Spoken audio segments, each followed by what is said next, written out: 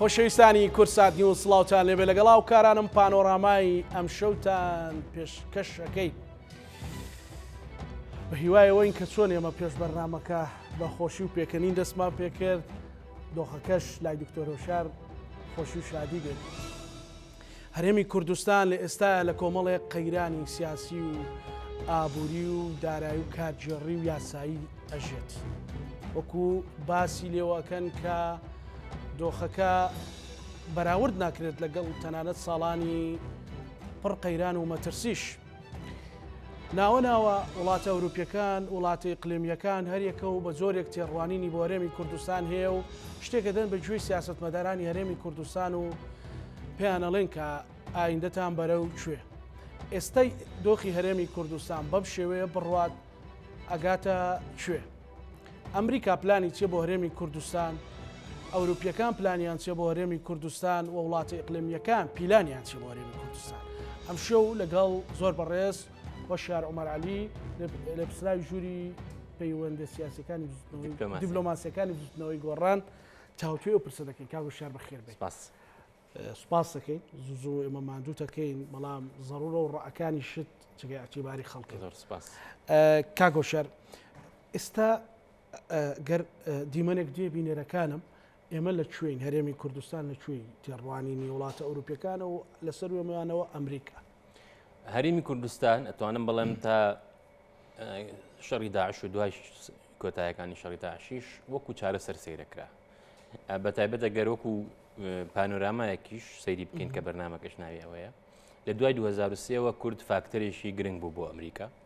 طبعاً کورد لە بەرامبەر ئەوەیە مافەکانی خۆی لە ڕووی فیدرالیزم و دەستوری و کۆمەڵێ بابەتەوە بە پشتیوانی ئەمریکا بەدەستێنا لە عێراقا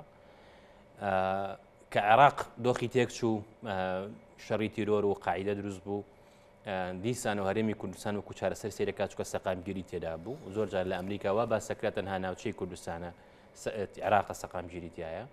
لە هەرێمی کوردستانی شەو زۆر جارە وترا ئێمە نمونەیەکین مۆدێلێکین ئەتوانن عێراق و منتیقەکەش لاسایی ئێمە بکەنەوە لە ڕووی دیموکراسی و لیبرالیزمەوە. زوو ئەمانۆ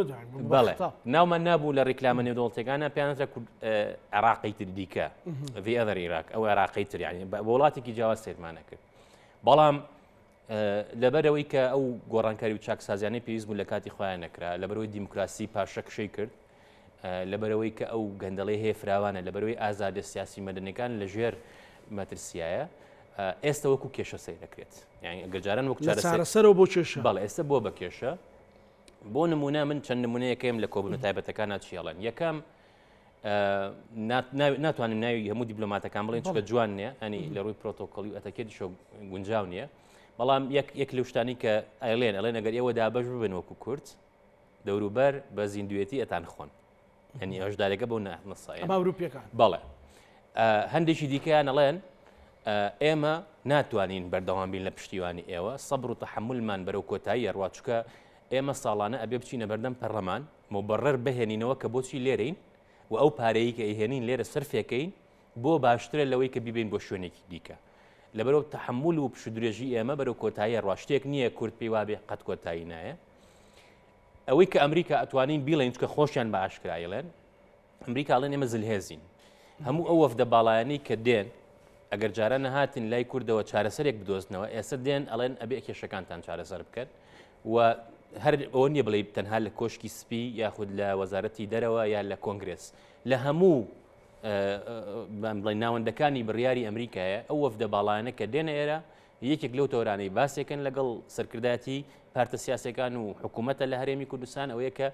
ئێمە ئەو پشودرێژەی جارانمان نییە. ئەمە هۆشداریش نییە فشار نییە بڵێن فشارێکی دیپلۆماسی بێ بەڵکو حەقیقەتە نا چونکە ئێمە زۆر جار وەهم دروست دەکەین. بۆ نمونە لە ڕابردووە زۆر کەس هەبوون لە هەندێک پارتی سیاسیان و کوردستان زۆر مهمە و کوردستان سەرچاوی وزەی هەیە و ئەمریکا پێویستی پێمانە. ئەمریکا هیچ پێویستێکی بە ئێمە نییە کاکزانە. ئەمریکا زلهێزیت نییە. یعنی ئەوە نییە بەیانی کە سەرکردەکانیان هەڵەسنەوەچن بۆ سەرکار هیچ نەماوەدەی چی لە کوردستان چیە گوزارێ. ئێمە لە چوارچێوەی عێراقشا سەیر دەکرێن. هەرێمی کوردستان کوردەکانی کەش لە چوارچێوەی هەرێکی لە وڵاتانەی کە هەیە لەنەوە یەکەوە کە ئەمریکا لێرەیە بە پشتیوانی بۆ پشتیوانی کورد لێرەیە و بەتایبەتیش خەڵکی کوردستان چکەنەوەیە کە بڕیاری 16 دەرچوو بۆ ئەوە بوو کە ناوچەیەکی ئارام بۆ خەڵک دروست بکرێت تا بتوان بگەڕێنەوە سەر ماڵەکانیان. پارتە سیاسەکان ئەمەیان ئیستیغلال کرد کە بیکەنە هۆی مانەوەی خۆیان. ئەمریکا پەیوەندی لەگەڵ خەڵکی کوردستان لەگەڵ هەرێمی کوردستان وەکو هەرێمێکی فیدراڵی نەگۆڕە و لێرە ئەمێنەوە پشتیوانی کوردە من کورد ناچێتەوە دۆخی پێش و جارێکی کە بەتەنها بمێنێتەوە ئەمە ڕوانینی منە بەڵام لەگەڵ سەرکردە سیاسەکانە کە پێچەوانەی استراتیژی ئەمریکا پێچوانی بەڵێنەکانی خۆیان ئێمە 30 ساڵە ئەڵین وڵاتێکی دیموکرات بنیاتەنین تا ئێستا پەرلەمان نەبووە بە دامەزراوەیە کە ڕێزی هەبێ کە پێگی خۆی هەبێ پەرلەمان بەکارهێنرێ بوون ئێمە 30 ساڵە باسی ئازادیەکەین و باسی ئازادی ڕۆژنامانی بیرڕاکەین ڕۆژانە خەڵک ڕۆبەڕووی کێشاوێتەوە ڕۆژنامە نووسان ڕۆبەڕووی کێشان و ئێمە باسی شەفافیت و سیستەم و دامەزراوە ئەکەین گەندەڵی لە کوردستانە بەربڵاو یعنی حکوومەت خۆی ئەڵێ ینی جاران خەڵک ئەوت گەندەڵی هەیە پارتەوە پۆسیۆنەکان بوون ئێمە کە گۆڕان و پۆسیۆن بوون بەڵام ئێستا حکوومەت خۆی ئەڵێ گەندەڵی هەیە ئەوەندە ملیار دۆلار قەرزاری نازانین ئەم داهاتە چی لێ هاتووە لەبەرەوە کوردستان لە بەردەم دووڕیانەکایە ئەوەی کە هەیە ئێستا خاڵێکی وەرچەرخانە من پێم وایە بەقەدنەوە یەک گرنگە یا بەرەو گۆڕانکاری و کرانەوە ئەڕوا لەسەر بنەمای هاوسەنگی و ڕێکەوتنە سیاسیەکانیش ئەم جارە ئەوەی ئێمە داوامان کردو لە زۆربەی وڵاتانە نابێت ڕێکەوتنە سیاسیەکان تەنها لە بەرنی پارتە سیاسیەکان هەبێت چکە ئێمە متمانی خەڵک ئەبێ بەدەستبێنینەوە پێویست ئەم ڕێکەوتنە لە بەرژەوەندی خەڵکا بێت نەک لەسەر حسابی خەڵک بێ و بۆ دەستکەوتی حزبی بێت پێم وایە ئێستا ڕوانین لای هەموو لایەنەکان دروست بووە کە ئەو قەیرانەی کە هەیە لەوە زیاتر ناکرێ بەردەوام بێ و چارەسەر ببێ ئەگەر چارەسەری نەکەین هەمومان زیانەکەین لەسەروی هەموو پارتە سیاسەکان دیارە ئەگەر هەرێمی کوردستان ڕۆژ دەشکانەوەکان زیاترن گەشتە ئێسقان شکاندن ینی من ڕایەکی تایبەتم هەیە لەسەرەمە لەگەڵ بەشێک لە هاوڕەکانی خۆمان لە ئاستی باڵا لە حکوومەت لە حزب لە پەرلەمان قسەمان کردو لەسەرم بابەتە ئەوەی کە لە نێوان یەکێتی و پارتیا هەیە یەکێتی لە دوای 92 کە حکوومەت دروست بوو زۆر بەهێز بوو بەربەی کوردستان هەولێر پەرلەمان دەسەڵاتێکی زۆری هەبوو داراییش بە هەمان شێوە چووە دۆخێکەوە کە شەڕ دروست بوو لەگەڵ پارتی و کاتە لە بەرژەوەندی یەکێتیان نەبوو ڕەنگە هەندێکش لە ناو یەکێتی پێیان وا بوو بێتوان پارتی نەهێڵن بیسڕنەوە من ئەوەم بە برادران وت کە گرنگە ئەم گفتوگوۆیە لەگەڵ برادرانی پارتی شا بکرێت کە ئەگەر ئەوان پێیان وابێت لە بەرەوەی بەهێزن ئەتوانن چیان پێ بیکەن ئەو هەڵەیە دروستە بێت چکە کاک زانە ئێمە ئەم شێوازی حکومەت سیناریۆیەکی دووبارە بێتەوە من پێم وایە هەمان هەڵەیە و نەتیجەکەشی باش نابێت چکە ئەوەی 92 شەڕەکە ڕوویا بەڵام دوای هەر ڕێکەوتینەوە حەلی دیکەمان نەبوو ڕەنگە هەندێک وڵاتی شەبن ئەمیان پێخۆش بێ بەڵام بۆ ئێمە بۆ خەڵکی کوردستان بۆ پارتە سیاسیەکان ئەوە زیانە و ئەم جیلە نابێ ئەو هەڵەیە بکات یعنی جیلی پێشوو بە حکمی ئەو مێژوەی کە تیا ژیابوون لە ئەخیرا گەشتنە ئەو باوەڕێی بۆ ئەوەی بتوانن کوردستان بەرەو پێش بەرن بۆ ئەوی بتوانن گۆڕانکاری بکەن بۆی بتوانن لە عێراقا مافی کورد بپارێزن حتا بۆ بەرژەوەندی خۆیان وەکو حزب پێویستە بە یەکەوە کار بکەن پێویستە تەرکیزیان لەسەر خاڵە هاوبەشەکان بێن نەک لەسەر جیاوازیەکان بەداخەوە ئەم جیلەی ئێستا ئەو تەجروبەیی نەبینیوە کە ئێمە ئەگەر شەڕیش بکەین دیسانەوە بێ گفتوگۆ بکەینەوە ڕێ بکەوینەوە و نابێ ئێمە ئەو هەڵانی ڕابردوو دووبارەکەینەوە بەداخەوە یەکێک لە هەڵە گەورەکانی مێژووی ئێمە ئەوەیە ئێمە دیلی ڕابردووین زۆر جار لە ڕابردووە ئەژین ئەو هەڵانی ڕابردووش دووبارە ئەکەینەوە ڕوانینی ئێمە وایە ئەوە بە زیانی کەس نییە و ئێمە زۆر گرنگە لەوە تێ بگەین بەبێ پشتیوانی نێودوڵەتی ناتوانین بمێنینەوە بۆ شێوەیە کە ئێستا هەین وەکو هەرێمی کوردستان لەبەرەوە پێویستە گوێ لە دۆستەکانمان بگرین لە مەسەلەی پشتیوانی نێودوڵەتی ئەزانی ئەگەر سەری مێژوو بکەین ئێمە کورد زۆر هەوڵیاوە بۆتانەوە یەک نەیتوانی و هیچ نەتیجەیەکی هەبێ چکە سێ ئاستی کاریگەری هەیە بۆ ڕووداوەکان ئاستی ناوخۆیی هەیە ئاستی هەرێمی هەیە ئاستی نێودوڵەتی هەیە لە ڕووی ناوخۆیی ئێمە ناکۆک بووین بەڵام نەوەیەک بەرەی کوردستانی هەبوو تا ڕادەیەک هەندێشتی استراتیژی هەبوو لەسەری هاوڕابوون دووهەمیش لە ڕووی نێودوڵەتیەوە ئەو پشتیوانی نێودوڵەتی ئەوروپا و ئەمریکا و ئەنجومەنی ئاسایش دروست بوو کە هەرێمی کوردستان بوو بە هەرێمێکی دیفاکتۆ فاکتەرە ئیقلیمیەکە بە ئاسانی ناگۆڕێت چکە کورد هەیە لەم پارچانەی دیکەی کوردستان ئەوان بەرەو پێشچوونی کورد بە مەترسیەزان بۆ سەر ئەمنی قەومی خۆیان ئێمە ئێستا لە ناوخۆیان هەم ناکۆکین کە ئەمە بەداخەوە خاڵێکی لاوازی تاریخی ئێمەیە و ئێمە ئەو جیلانەی کە لە دوای جیلەکانی پێشوهاتوین تەجروبەمان لەوەی ڕابردوو وەرنەگرتووە چکە سەری تەجروبەی کوردکەی لە ئیمارەتەکانی زۆر جار هەڵوەشاوەتەوە لە ناو خۆ هەڵوەشاوەتەوە ئەنی ئەگەر ماڵێک خۆی بەهێز بێ بە ئاسانی ناڕوخێ لە ڕووی نێودوڵەتیشەوە وەکو چارەسەر وەکوتم سیرەکراین کە ئێمە وڵاتێکین بەڵێ کەم و کوڕیمان هەیە بەڵام تا ڕادەیەک سەقامگیری و هەتا دوایە هەیە ئێستا ئەم وێنەیە نەماوە ئێستا لەو یەک دوو ڕۆژەیە باربرالیف کە یاریدەری وەزیری دەرەوەی ئەمریکایە بۆ کاروباری ڕۆژهەڵاتی ناهەڕاست کە پرسیاری لێکرا لەگەڵ ڕۆژنامەنووسەکان کۆبووە لە هەولێر کە گەورەترین مەترسی چیە لەسەر هەرێمی کوردستان وتی ئەو ناکۆکیە ناوخۆیانەیە لەبەرەوە ئەبێ ئێمە هەست بە ئاستی مەترسیەکە بکەین و بەشێکیشی بەڕاستی کە خەڵک ئێستا مهتەم نییە بە زۆرێک لەم شتان هەنە جار بە سینناارۆشی تێگەن ئەڵێنە هەر شەڕ لەسەر کێکەکە و لەسەر داهات و سەرچاوی دارایی بۆیە منوتم نابێت ڕێکەوتنەکە لەسەر حسابی خەڵک بێ ئەبێ لە بەرژەوەندی خەڵک بێ ئەوەیە کە لە ڕابردووە ئەم دۆخەڕیا و دوایش هەر ئێمە ئاشتواییمان کرد بە دیوێشی دەرەوە پرسیارە بکەم بەڕاستیەکی تو پارتی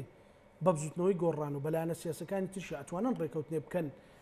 لە بەرژەوەندی خەڵک بێ ینی شتێکی تیاماوەتەوە کە متمانەی خەڵک لەگەڵ حکوومەت لەگەڵ دام و دەستگاکان دروست ببێتەوە و پردە ئەزانی هەنێ شتێ ئەمری واقع دروستیەکە کاکچانە ئێستا بۆ نەدۆسی نەوت تا 2 ساڵ پێش ئێستا بت و تا با لەگەڵ بەغاڕێکەوتنیان تۆ جاشیت و تەسلیم بوویت و تۆ ئەوەیت ساڵی ڕابردووانە بەڵام کە فاکتەرە نێودوڵەتەکە دروست بوو کە بڕیارەکەی دادگای ناوبژوانی پاریس دروست بوو تۆ دەرەچەی دیکەت نییە ئەگەر بیرێوێ ئەمە لەم بەرنمەی توە جیاد دەجارێک وتمانەکە ئەم هەڵەیە تۆ یەک بۆرینەوت هەیە تەنها پشت بە یەک وڵات ببەستی چکە وەکو 75 لێ تەجروبەی ئەومان هەیە لە ڕابردووە ئێستاش ئێمە گرفت تاوانۆکو بزوتنی گۆڕان گرفتێکی زۆر گەورەمان هەیە ئێستا ئەگەر لە ڕاگەان نەبوونە لەم بەرنمەی توە بڵێن کاکە وڵا غەدر لە سلێمانی ئەکرێ و پارە نانێرێ بۆ سلێمانی ئەڵێن کاکەوە تۆ دیفاع لە یەکێتیەکەیت و لەوەکەی کە داهاتی سلێمانی دیار نییە کە ئەڵێ کاکە لە سلێمانی هەندێک داهات دیار نیە نە ئەوە تۆ دیفاع لە پارتیەکەی ئەوە تۆ قسەکانی پارتی ئەەکەیتەوە ئێمە بۆ ئەم شتانە دامەزراوەمان هەیە ئەوەی کە ئێستا پێشنیارە کە من پێم وایە معقولە هەم حکوومەت هەم پەرلەمان پێکەوە پێم وایە لە پێشنیارەکانی یەکێتیشە هەیە بۆ چارەسەری ئەو دۆخەی کە دروست بوو ئەو چەق بەستووی کە هەیە ئێمە ئەبێت دامەزراوەکان بکەین بە حەکەم بۆ ئەوی خەڵکی بزانێت چیە گوزارێ تەنها ناتوانین لە ژوورە تاریکانە دانیشین ئێمە بۆ نەکێشەیەکی حزبیمان هەیە کێشەیەکی تایبەتمان هەیە حەلیکەین و تر بڵین تەواو هەموو شتێک چاک بووە ئەمەی کە ئێستا لە کوردستانە ئەگوزارێت لە قەیرانی سیاسی لە قەیرانی دارایی لە قەیرانی ئازادەکان و دیموکراسی هەتا دوایی نەتیجەی نەبوونی سیستەمە ئێمە بەبێ گۆڕانکاری لە سیستەمە ناتوانین ڕێگەل لە دووبارەبوونی قەیرانەکان بگرین چکە قەیرانەکان و کاتە شخصەکان چۆنیان بیەوە ئیدارەیەن یا قەیران دروستەکەن یا قەیرانەکە حل ناکەن لە کاتی خۆیان ئەبێ بە شتێکی ئاڵۆز لەبەرەوە ئەگەر بتوانین دامەزراوەکان بکەین بە حەکەم لە ئاستی جاجایە لە حکوومەتی خۆجیە لە حکوومەتی رێمە لە پەرلەمانە لە دامەزراوەی دادوەری لە داواکاری گشتیە لە دەستەی دەستپاکیە من پێم وایە ئەتوانین چارەسەرێکی منطقی واقعی بدۆزینەوە ناتوانین هەموو کێشەکان حلکەین بە یەک دانیشتن بە یەک ڕێکەوتن بەڵام ئێستا لەسەرەوە بۆ خوارەوەی حکوومەت هەمووی ئەڵێ خراپە هەیە و گەندەڵی هەیە و خزمەتگوزاری نییە باشە چێ بەرپرسە لێ خەڵکی ئاسایی سەرجادە نە لەبەرەوە ئەبێت چارەسەرێکی ڕیشەی دانین ئەمە بەوە ئەبێ یەکەم ئەو تەجروبەی ڕابردوو دووبارە نەکەینەوە کە ئێمە بزانین کە ناتوانین بە توندوتیژی یا بە ڕێگایەکی دەرەوەی گفتوگۆ و دایلۆ کێشەکان حل بکەین دووهەم بزانین فاکتەری نێودوڵەتێکە زۆر گرنگە ئێمە پشتیوانی ئەوروپا و ئەمریکامان نەبێ تووشی کێشە ئەبین بۆ نە فەڕەنسا ئێستا گەورەترین ڕێکەوتناوی لەگەڵ عێراقا کردووە کۆمپانیەکانیان و کۆمپانیای تۆتاڵی شۆ ئەوانە چکە دوجار ئەوەی دیاریەکە مەسلحەتە ئێمە تاکو ئێستا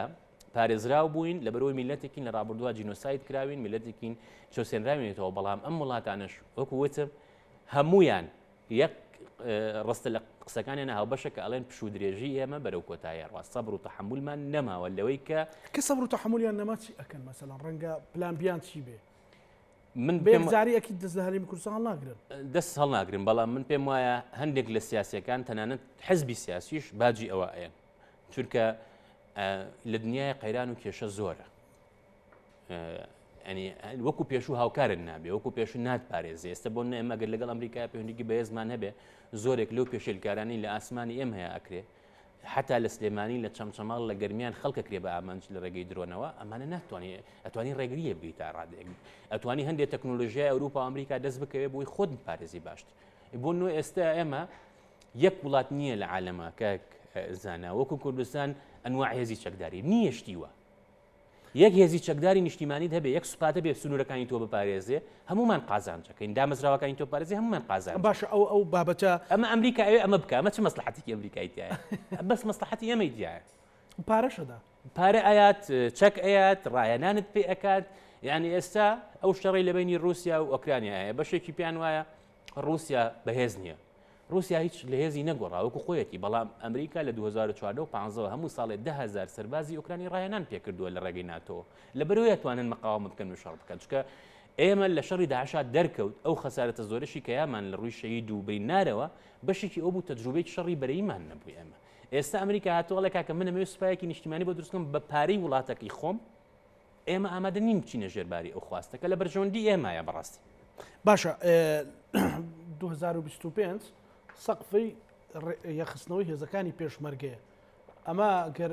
نەمرین و بژین ئەبینین 2025ەوە تا هات مەسەرەن ئاڕۆدەیتەوە 2025 و هەنگاوەکانیش خێرانین ستەگەیشتۆتەوەی مەسەرە لە قایمەی لە بەرزکردنەوەیە ناوی ئەفسەرێک دەرێنرێ و یەکێک بەرزەکردێت یانی شتی زۆر سیر و سەمەرە و زۆر تافی ئەبینی لە ناو بابەتانەیە کاک دکتۆر ڕۆشار. ئەم بابەتە کە ئەو سەقفە تێپەڕی کرد هاوپەیمانان بابەتە بەرەدە دەست دە بابەتە بەرەدەن من پێمانێ دەستی لێ بەردە دەیان دەرگا بکوتین بۆی بڵێن کاکە وەرنەوە یارمەتیمان دەهێزمان بۆ یەخەن. ئێمە بەداخەوە زۆر جار دوای هەڵەکان بیرەکەینەوە منیش بەبستمەوێ پەشیمانی دەرەبڕین و ئەوە ئاکەینەڵێن جارێکی تر ئەو هەڵەیە ناکەینەوە. ئەوەی کە هەیە بۆ مۆزوعی هێزی پێشمەرگە ئەو یاداشتی لێک تێگەیشتنی نێوان وەزارەتی پێشمەرگە و وەزارەتی بەرگری ئەمریکایە کە ئەمەش دیسان و بۆ خۆی زۆر گرنگە چکە ئەمریکا عادەتەن لەگەڵ دەوڵەتە مامەڵاکە نەک لەگەڵ هەرێمێکانی نمونەی ترمان نییە وەکو هەرێمی کوردستان ئەمریکا ئاتبێ و بەرهێنانی کردبێت و بوختەم بێ پێی بەشێکی دیانە بەرژۆندیە بەڵام بەشی زۆری بۆ پاراستنی بەڕاستی خەڵکی کوردستانە. ئەمریکا ئێستا لێرە لە ڕۆژاوای کوردستان ئەو بەرژەوەندیە گەورە استراتیژیەی نییە چکە ئەمریکا شەڕی لە ئەوروپا شەڕی لەگەڵ چینایە لە ئاستی عالەمە ئەگەر لە کوردستانیشانە بێ زۆر لە مۆزوعی ناگۆڕێت بەڵام لەبەر خاتری ئێمە لێرەین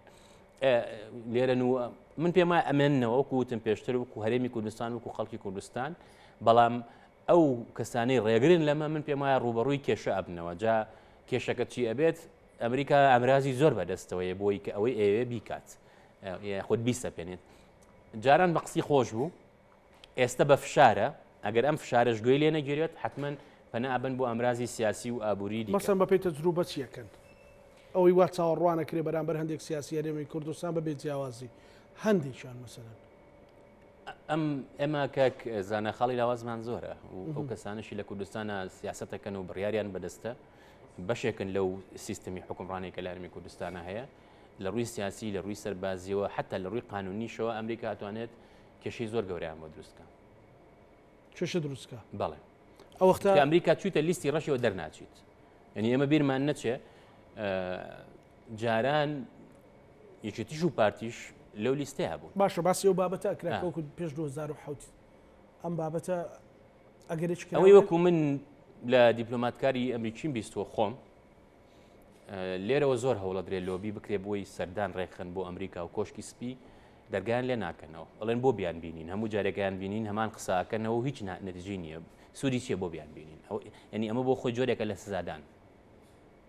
کە تۆ جاران کورد بە ئاسانی ئەیتوانی بگا بە کۆشکی سپی و دامەزراوەکانی دیکە لە ئاستی باڵایە ئێستا ئەبینین لەم 4-5 ساڵەیە ئەو جۆرە سەردانانە نەماوە.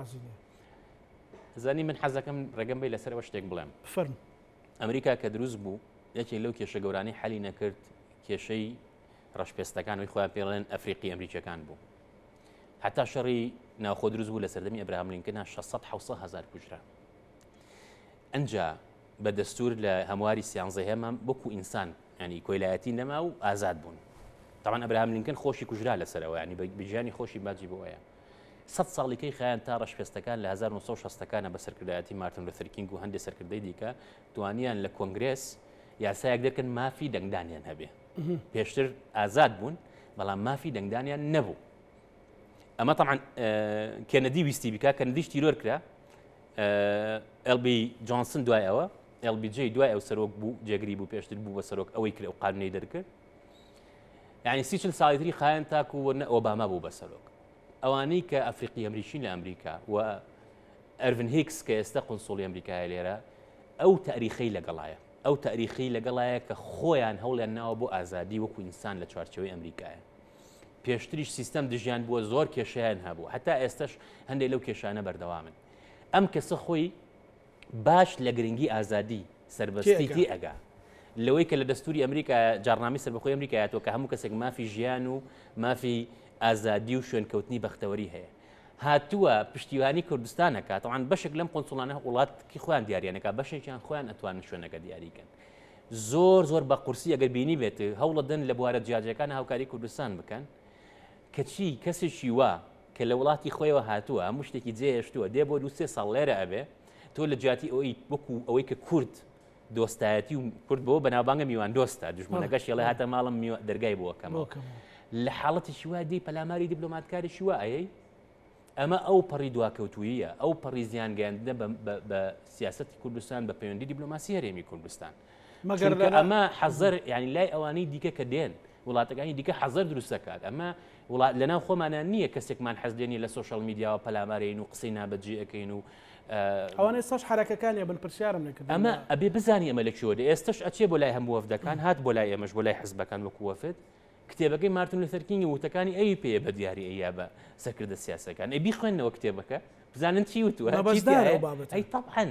یعنی مەبەستم وێ ئێم پێویستمان بە ژیری هەیە بەداخەوە ئەوەی کە پێوترێ ژیری یاخود حکمت ئێستا نییە لە وڵاتەیە قسەیەشی مەولانە هەیە ئەڵێ دوێنێ زیرەک بووم ئەویست جیهان بگۆڕم ئەمڕۆ ژیرم ئەمەوێ خۆم بگۆڕم ئێمە خۆمان ناگۆڕین لەگەڵەوەی کە چۆن مامەڵات بگۆڕین سەبە خۆمان ینی ناتوانانی تۆ بۆ عقلێتە مامەڵە بکەیت لەگەڵ دیبلۆماتکار لەگەڵ نوێنەری زلهێزێکی وەکو ئەمریکاشا چکە هەموو ئەمانە کە راپۆرت دەنێن بۆ وڵاتەکانی خۆیان بۆ وەزارەتی خارجی هەموو ئەمانە پێگە و مەکانەتێکیان هەیە لە ناو ئەمریکایە هەموو ئەمانەش دوایی کە قۆنسوڵی نوێ دێت دوای ئەو کۆمەڵشت جێهێڵن بەخاڵ بۆ من بیر مەجارێکیان قۆنسوڵی نوێی ئەمریکا پۆڵسەدفن هات بۆ کوردستان هات بۆ گردی زەرگەتە بۆ لای کاک نەوشیروان وتی من قۆنسوڵی پێشووی لە مەتار بینیومە لە ڕۆیشتن بۆ وتێتی زۆر گەرنگە بچینە نەوشیروان مستەفا بینی چکە هەم ڕاشکا و ڕازگۆیە لەگەڵ هەم ڕوانینێکی واقعی هەیە بۆ دۆخەکە بەڵام ئەگەر ئەم قۆنسوڵ و دیبلۆماتە سبێنێ بڕاتەوە بڵێ مەچن فلان کەس مەبینن فلان حزب مەبینن ناتبینێت چکە تۆ ناتوانانی سیاسەتی ئەمریکا بگۆڕی ئەمریکا زلهێزە تۆ پێویستی بەوە ئەو پێویستی بە تۆ نییە لە ڕووی سیاسیەوە لە ڕووی ئابوووریەوە سێمە تووشی گەورەترین قەیرانی بۆ نەمرۆیی بووینەوە یەک ئەمریکا فریامان کەوتووە تووشی گەورەترین قەیرانی سیاسی و ئەوە بووین شەڕی ناوخۆ ئەمریکا ئاشتی ڕێکخست نەمان نزانی چۆن لە دەستی سەدام ڕزگارمان بێ ئەمریکا ڕوخانی لە شەڕی داعشە هەموو بیرمانە کە چمە ترسێکی گەورە هەبوو لەسەر هەرێمی کوردستان و هەولێریش وەکو پایتەختی کوردستان ئەمریکا هات بەهاناتەوە یعنی پێشمەرگە تووشی کێشی دارایی بۆ ئێستا ئەو دێت پارەشت ئەیاتێ ئێسبێنی ڕەنگە تووشی کێشەی گەورەتریش بە هەر چی هەیە بچی خۆ ئەمریکا توانێت هاوکارە بێ وڵاتێک کە ئێستا بۆنە ئەو دارایی پێشکەشی ئۆکرانیایەکەن بەس ئەگەر ئەوروپا 10 ملیار بێ لە ساڵێکە ئەمریکا 100 ملیارە چکە ئەو توانایی ئەوەی هەیە لەبەرۆ ئێمە پێویستە تۆزێک بە هاوسەنگی بە ژیری مامەڵە بکەین لەگەڵ پەیوەندیەکان ئەم تێگەیشتنە بۆ نییە دکتۆر کاکۆشار مەسەلەن ئەم تێگەیشتنە بۆ لە ناو سیاسەکانی هەرێمی کوردستانە نیە سێ سەبەبی هەیە یەکەمیان هەندێکیان بەڕاستی قەناعەتیان بۆ قسانە هەیە کە ئەڵێن ئێمە گۆڕانکاری ئەەکەین و ئێمە چاکسە ینی خۆیان لای خۆیان قەناعەتیان بەمە هەیە پیان وایە توانن ئەمریکاش بخەڵەتێن ئەمریکا ناتوانانی تو ئەمریکا بخەڵەتێنی هەرچی لە جیهانە ئەگوزارێ هەر پەیوەندیەکە کرێ هەر تەلەفۆنێکە کرێ ئەمریکا کۆپیەکی لایە ینی ناتوانانی تۆ بڵێ من شتێک ئەڵێم ئەم پێچوانەی ئەوە بێکە لە واقعایکی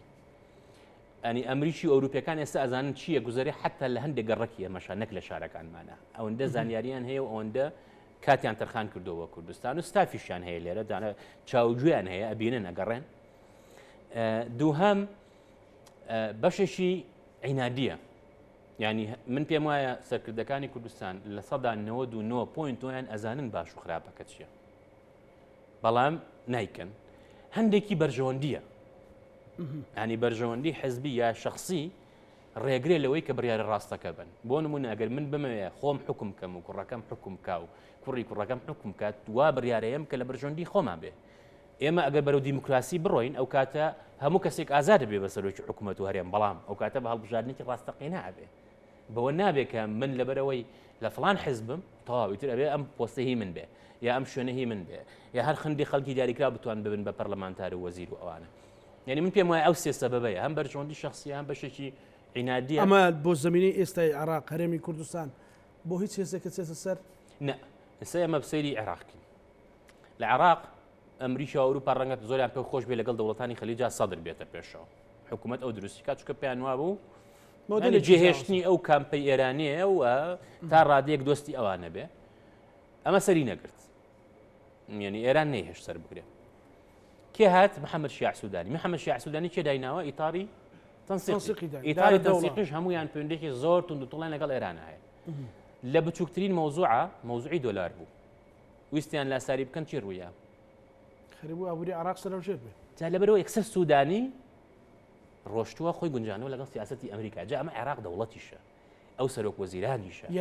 هاوپەیمانی هەیە پارەی هەیە نەوتێکی هەیە عالەم ئەگەر ئەڵێ ئەمریکا لێم ناکرێت چین لێمەکرێت چین لێم ناکرێت هندستان بەڵام تێ ئەگا لە ئەو سیستەمە بانکیە نێودوڵەتیە ئەو سیستەمە ئابووری دارای نێودوڵەتی ئەمریکا زاڵە بەسەریان ناتوانانی ئەنی رووسیا زلهێزە سەری کە چەند ئابلوخیان بەسەر سەپانەوە لەوەتە ئەم شەڕە دەستی پێکرۆ لە ئۆکرانی بەڵام ئێمە هەرێمێکی بچووکین تۆ هینادی ناتوانین لەگەڵ ئەمریکایە بکەین ناشتوانی فێڵی لێ بکەیت چکە هەنێ جار کورد پەیوەندی دیبلۆماسی بە فێڵ تێکات ئەو وەفدانی دێن بەلایەن بەدڵی ئەوان قسەکە هەموو وەفدەکان بە ئێمە ئاڵێن ئەزانن چی ئەگوزارێەوە ئەوەشی ئەوترێت چییە بۆ نمونە لە مەبەستەکە چیە لە پشتەوە ینی وای لێ هاتووە ئێستا تۆ گەورەترین بەرپرسی ئەمریکا بۆ ڕۆژهەڵاتی ناوەڕاست کە وتمان باربرا لیفە یاریدەری سکرتێری وەزیری دەرەوەیە بۆ کاروباری ڕۆژهەڵات ناوەڕاست بە ئاشکرا ئەڵێ گەورەترین کێشە بۆ ئێوە ناکوکێنەوە خۆتانە لەبەرەوە ناتوانانی وەکو ڕابردوو چۆن لە ڕابردووە ئێمە ئینکاری ئەومانە کرد گەندەڵی هەیە واوە بەڵام لە خەڵکمانە شاردو ئێستا من ناتوانم لێرە لەسەر تەلەڤیزیۆن بڵێم وڵا گەندەڵی نییە خەڵکینە نەعەدالەتی نییە جیاوازی نییە وا خەڵکی کوردستان لە مناڵێکەوە بۆ گەورەیەک ئەزانێت چییە گوزارێ لەبەرەوە کە تۆ قسە ئەکەی ئەبێ ئەوە حەقیقەتە بزانی ئەوروپا و ئەمریکاش ئەزانن چییە گوزارێ ناتوانیت بەپێی ئەوەی کە خۆت پێت خۆشە قسە بکەیت و پێت وابێ ئەوان قەناعەتێنن چۆن ئێستا من ناتوانم لێرە هەندێک قسەی باقۆبری قەدار بکەم و خەڵک گاڵتەم پێیەکڵەکە کەوە لەکوێ ئەژیتەوە لە کوردستانە ئاژیت خۆی واقعەکە بینێ لەبەرەوە خەڵک واقعەکە بینێ ئەمریکاش لە واقعەکەی ئاژی من خۆم لە قونسوڵی ئەمریکا بۆ وەکالەت پرسیاری ئەوم نەکردوتم ئێوە بۆچی یەکێتی و پارتی مەسەلەن زەختێک بکەن وەکەوەی کا لە ماوەی ڕابردوو کرا مادلین ئۆلبرایت کردی وتی ئەو سەردەمە بەسەر چوو بۆ ئەمریکا دەستی هەردوو سەرۆکی پارتەکە بخاتە ناو دەستی یەکتر چاوەڕوانەکەین پێیانەڵین پێمان وتون بەڵام بەڕاستی بێزارکەرن ینی بەو نەسەوتی بەڕاستی بێزارکەن ڕێکواڵن کەواتە ئەم بێزارکەریە نەتیجە هەرێمی کوردستان بەرەو شوێن زانی خۆی پێم وایە جیاوازێکی کولتوری گەورە لانیکەم مەترسی ئەوە نیە دەشلکە هەرێمی کوردستان وەکو هەرێم نا بچووکتر سەیری کرێکە بە تایبەتیش ئەمڕۆ مەسەلەن سەیرەکەی لە پڕۆژەیە سای بوو جەژوێرە ڕێکەوتنەکەش وێڕای تەسلیم کردینەوەتەکەش بە سۆمە هێشتا مەترسی گەورە لەسەر موچەی هەرێمی کوردستانی ئەم مانگە کەس نازانێ ئایندەکەی بەرەوچوون بڵێ خۆی ئەمە جیازەی گەوری کولتوری هەیە لە بینی ئێمە و ئەمریکایە من پێم وایە ئەمریکا کە ناتۆی دروست کرد ئەوەنەی ئەمەی کورد پێوەی مەشغوڵ بوو کۆبوونەیە دوو کۆبوون و سێ کۆبوونەوە یعنی تۆ حتا سێری کۆبوونەکانی ئەوان کە ئەمووی نیو سەعاتە سێ چارەکە ئەو پەڕی سەعاتێکە کە وەفد دوشتیانیت کۆبوونی ئەنجومەنی ئاسایی 2 سەعاتە ئێمە جارێک کۆبوونەکەین 3 شەو 3 ڕۆژ نەتیجەشی نییە لەبەرەوە ئەمریکا من قەناعەتم وایە ئەوەی کە تۆڵی بێزار بوون ئەم جیاوازیە کولتوریە لای ئەوان جارێک دوو جارە ینی ئەوان بۆ نمونە دێت هەڵێ من بە ناوی سەرۆکەوە هاتووم بە ناوی وەزیری دەرەوە هاتووم ئەمە داخوازیەکەمە نامەیەک شتەیەتی نامەکەش هەمان بابەتی تایە کە تۆ جارێک دوو جار گوێ لێ نەگری ئیتر ئەڵێ کەیفی خۆتە چی ڕۆدا چکە من وەکو زلهێزی زەرێک ناکەم ئەمریکا ینی بۆ نێسەر لە سوودان شەڕی ناوخۆیە ئەوروپا و ئەمریکا هەموو دیبلۆماتکارەکانیان کشانوەتەوە کێ زەرری کردووە ئەمریکا زەرەکە لەوەیە بەریتانیا زەرەکە فەڕەنسا زەرەکە نەخێر خەڵکی سوودان زەرەکە و دەستی شەخەنە پاڵ و ئاگرە خۆش باڵێ چکە دوایی نایەنەوە بۆ ئاسانی کە لەوەی ناتوانانی جارێکتر بە ئاسانی قەناعەتی پێبێنی بێتەوە جا هەر کاسی هەر لایەنێک براوە بێ قسێکی دکتۆر ڕۆژاد مەسەلەن ئەڵەیە کە وەزارەتی خارجی ئەرکەکەی تەواو بوو ئەمریکا بە وەزارەتی دیفاع و مخابرات مەسەلەن دێتە ناو بابەتەکانەوە ئەو وەختە ئەوێ لە ڕێی مخابرات و لە ڕێی چەک بەو یاریەکە بە بەرژەوەندی خۆی کۆتایی ببێنە دیبلۆماتکارەکانی دوورە خاتو لەم بابەتە ئەمە تاچەند خۆی ئەمریکا ئەگەرێک کراوە بێ لە هەرێمی کوردستان ئەمریکا هەمیشە ئەو پێشبڕکێ لە بینی وەزارەتی دەرەوە وەزارەتی بەرگەری و دامەزراوە هەڵگریەکانی وەکو CIA هەیە ئەین لە شەڕی عێراقی شەوا بوو دۆسێکە سەرەتا لای بوون وەزارەتی بەرگری بوو دوای لای CIA دواتر چوە وەزارەتی دەرەوە جارێکی هاتەوە وەزارەتی بەرگری کە پەتراوێ ساتوانە ئەوە هەیە لە ئێران و لە تورکیاشەوە هەیە هەر دامەزراوەیەک هەوڵدا خۆی زۆرترین کاریگەری هەبێ لە جێبەجێکردنی بڕیارەکانی ئەو وڵاتەیە بەڵام بۆ وەڵامەکەی پێشووی تۆ من گەڕێمە سەرەوەی ئایەک مەترسی هەیە یاننا لەم بەرنامەی تۆ زیاد لە جارێک وتمانە ئێمە ئەگەر بەو شێوە بڕۆ ئێمە ئەگەر مەترسیەک هەبێ خۆمان دروستەکەین من دایم ئەو قسەیەم کردووە کوردستان مەترسیەوەی لەسەر نییە لە دەرەوە بێن بڵێ من داژیرەکەم بۆ نە عێراق سبەینێ بڵێ پەرامارتەیەم یا ئێران یا تورکیا چونکە ئەو چەتری ئەمریکا هەیە ئەتپارێزێت باشە کە ئێستا ئەو چترێ بۆ نەیابانە پارێزیە کۆریای باشوورە پارێزیێت وڵاتان هەمویان خۆیان ئەو سیستەمە بەرگرە بەهێزیان نیە پشتیان بە ئەمریکا بەستوو ئەگەر سوێنی ئەمریکا نەبێ چاری چین ناکەن ئێمەش ئەو چترەیە ئەمان پارێزیە ئەگەر وێرانێکین خۆمان وێرانەکەین خۆمانی ڕوخێنین خۆمان لە تێکەین ئەوەی کە مەترسیەکەیە من وەکوتم کوردستان لە بەردەم دۆڕیانەکە یا بەرەو کرانەوە و دیموکراسی و گەڕانەوەی متمانی خەڵکو و بەڕاستی جێبەجێکردنی ئەو بەڵێنانە کە یاومانە بە خەڵک 20 ساڵە یاخود ئەوەی کە بەرەو چارەنووسێکی نادیارە ڕۆی ئەم چارەنووسە نادیارە هەڵوەشانەوەی هەرێمە دوولەتبوونی هەرێمە دروستبوونی قەیرانی ئابووری قوڵ و ناسەقامگیریە شەڕی ناوخۆیە هەموو سینارۆ نەکراوەیە بەڵام ئەمە بەدەستی خۆتە بێ ینی ئەمریکا هەموو هەوڵێکەدا کوردستان سەقامگیر بێ بەس ئەگەر خۆت تۆ دەستکەی بە شەڕەتەقە لە بینیەکە ئەمریکا چ بکە خۆ نایەتە بینەوە بۆی خۆی ئەوش لە ناو بچێت ینی خەڵکی خۆی نانێتە ناو شەڕەوە لەبەرەوە پێویستە سەرکردایەتی سیاسی کورد لە حەزبەکان لە حکوومەت لە پەرلەمان تێبگەن لەوەی کە ئەوەی کە 100 ساڵە بە خوێن و بە ئارەق و بە فرمێسک ئەم میلەتە کۆیە کاتەوە ئەم جیلە خەریکە بە ئاسانی لە ناوێ بە بەبێ ئەوەی بیر لە مەترسیەکە بکات کاسی پڕاشتی ماڵە کاسەکەش بەتاڵە ئێستا ئەمە بەشێکی تری نییە ئێمە ئەگەر ئەوەی کە لای خۆمان دای موعدمان ناوە ئەوەی خەڵکە ئیسانێ گۆڕانکاریکی ڕێک و پێک بکەین یەک ئابووریمان هەبێ یەک خەزیێنەمان هەبێ کە شەفاف بێ بۆ پەرلەمان و بۆ خەڵک لەگەڵ بەغاشە بە زمانێککە قساکە ئێستا تۆ چی ڕێکەوتنەکەی لەگەڵ بەغایە ئەڵەی داهاتی ناوخۆی من 400 ملیارە بۆ نامەمایەک بەغا لە تۆ باشترە زانێ کە زیاترە لەوە بۆ نمونە تۆ تێ فێڵ لە بەغا بکە نایکات تۆ ئەڵەی من ئەوە نەنەوتە فرۆشم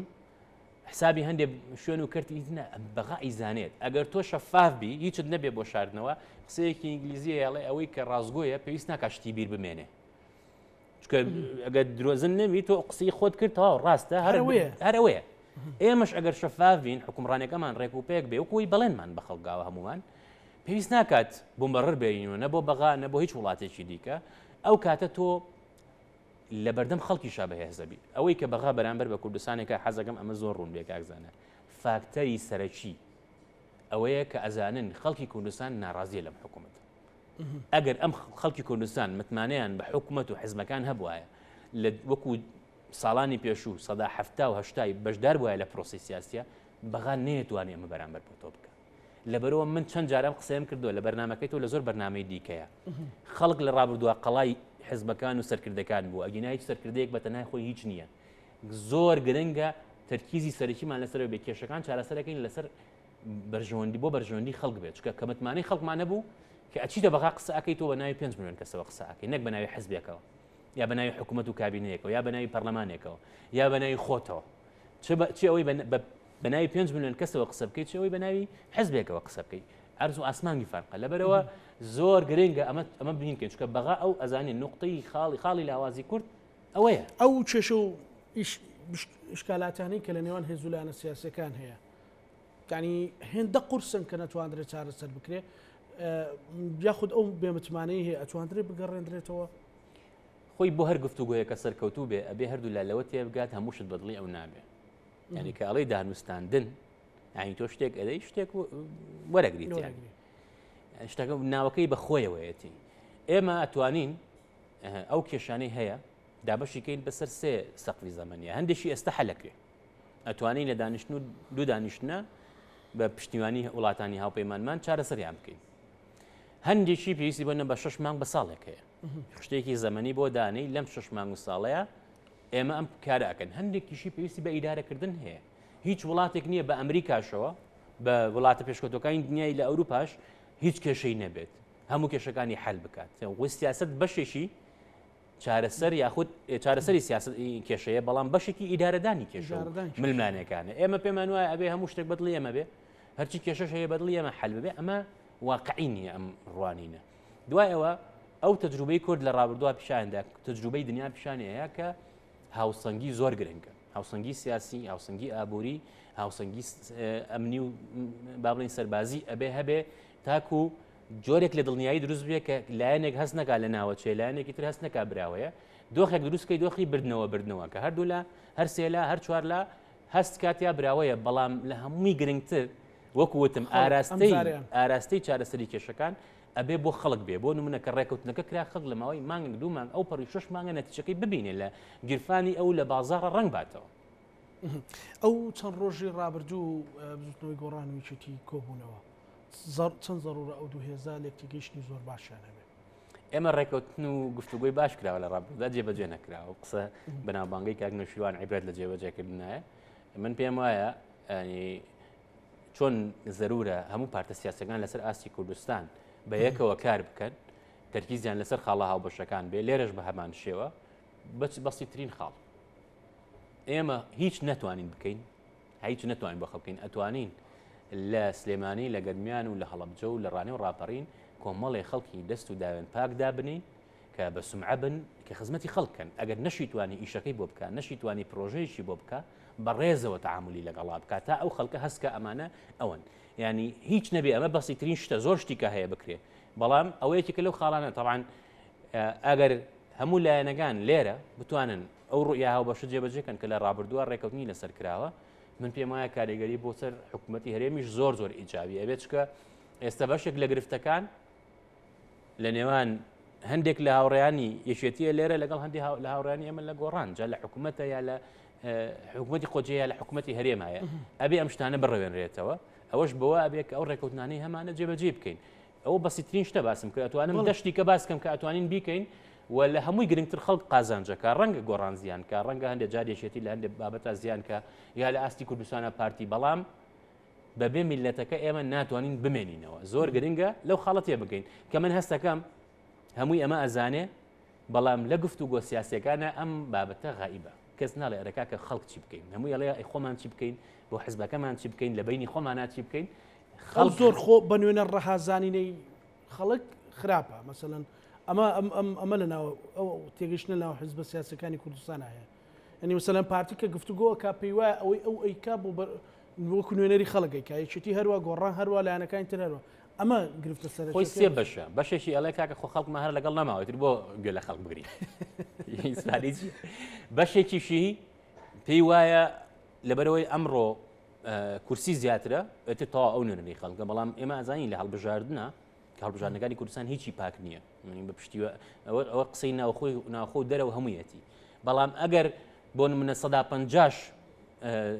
من نەتیجەی ئەو دەنگدانی خەڵک بێ لە هەموو دنیاە لە هەڵبژاردنە هەڵبەزوو دابەز هەیە دەنگ لایەنێک هێز دەنگەمەکە لایەنێکی ترێباتەوە سبەینێ ئەگۆڕانکاری تیاابێ ینی شتێکی هەمیشەی نییە تۆ ئەمڕۆ چەند کورسیت هەیەتر وا تعامل بکەیت بە تایبەتی لە کوردستان ئەو هاوسەنگێ زۆر گرنگە بۆ فاکتەرە هەرێمەکەی ئمە باسمان نەکرد بۆ تورشاوێران ئەو هاوسەنگێ زۆر گرنگە کە ئەوانیش وەفدیان هاتووە گفتوگویان کرۆ لەگەڵ لایەنەکانە لێرە بەشێکی تری ئەوەیە کە ناتوانێت ئەو شتەی بۆ خەڵک پێویستە بیکات ینی ڕەنگە نیەتیان هەبێ لە ناو حزبەکان ئێمە زۆر گرنگە ڕەش و سپی قسە نەکەین فڵچەیەک بێنین هەوی کە بەدڵمانیە بڵین ڕەشەوەشی بەدڵمان بڵێن سپێ من پێم وایە لە ناو هەموو حزب سیاسەکانی کوردستانە خەڵکێکە هەیە خزمەتی خەڵکا بەڵام ڕەنگە ئەو قووەتەی نەبێ ئەو دەسەڵاتەی نەبێ یاخود ئەوەیە بیکە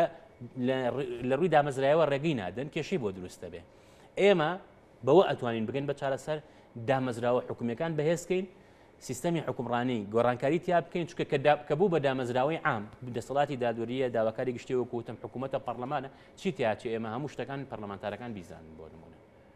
ئەگەر شتێکمان نییە بۆ شاردنەوە ئەو کاتە لە هینی حزبی دەرەچێت چکە ئەوە بزانێت کاکزانە سەرەتانی وڵاتی ئێمە ئەوەیە کە لە دوای 92 هەموو ڕووبەرەکان لە ڕووی سیاسی و ئابووری و عسکەری و پەروەرد هەمووی حزب دەستی تێخات حزب بڕیارەدا لە جیاتی حکوومەت ئەگەر هەتا حکوومەت لاواز بێ دامەزراوەی حکومی لاواز بێ بۆنە تۆ دەستگای پۆلیسی هەیە کە دەستگای پۆلیسی هەیە تەواو ئەبێ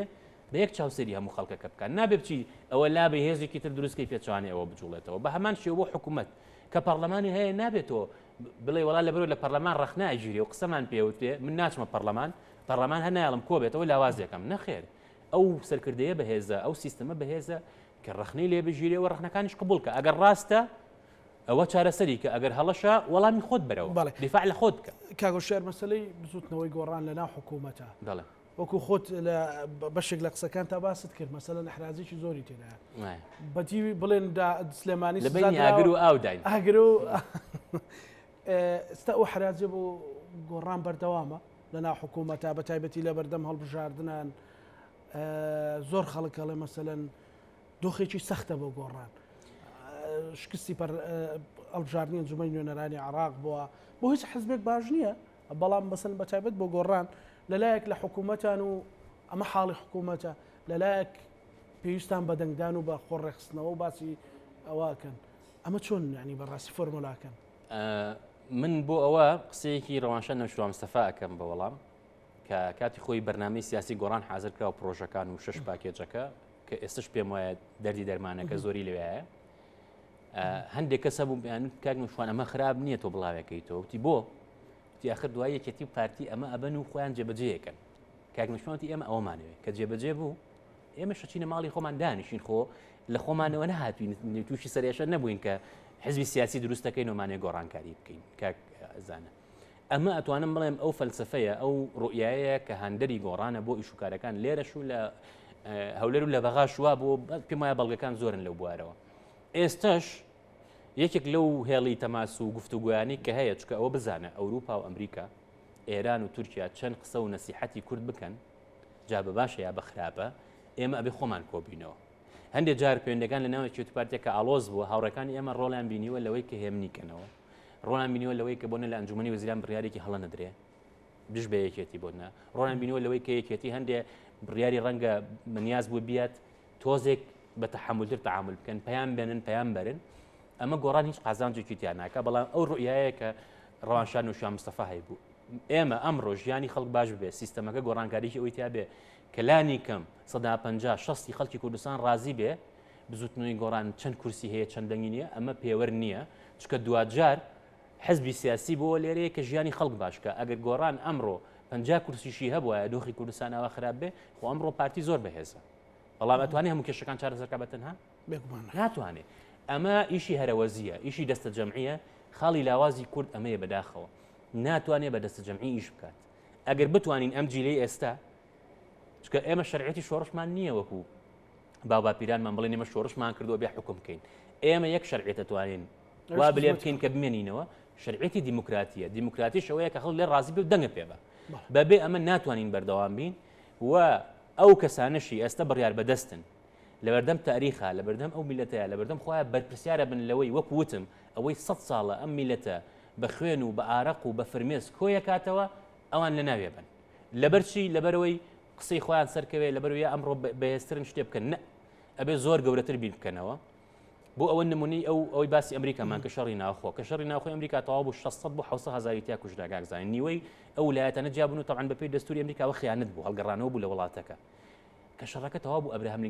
لینکن وتی من تۆڵەم ناوێ حتا سەرۆکی ئەو حکوومەتش کە جیابووەتەوە ئەگەر دەرفەتی هەبوو بڕوا با بڕوا بۆ چونکە تۆ پێویستە بۆی لاپەڕێکی نوێ هەڵبیتەوە ناتوانانی لە ڕابردووە بژی ئەگەر دەستی کرد بە تۆڵە و تۆڵەکاری و لە هەڵدانەوەی لاپەڕەکانی ڕابردوو ئەنی ئەمە بە قسە خۆشە تۆ 600,000 کەس بکوژرێت بڵێ لێبوردا ئەبم لەبەرەوە ئێمە ئەم جیلە حساب هەمووی گەنج و هەموو خوێنەوارە و هەمووی لە ئەوروپا ئەمریکا خوێندوێتی وسمان یعنی پێویستە تۆزێک لە ئاستی ئەو بە پرسیارەتێ گەورەیە بین بەهێمنی کار بکەین ئەو کێشانشی کە هەیە دانیشین بەهێمنی ئەوەی چارەسەرەکەی چارەسەریکەین ئەوەشی چارەسەر نابێ هێڵینەوە بۆ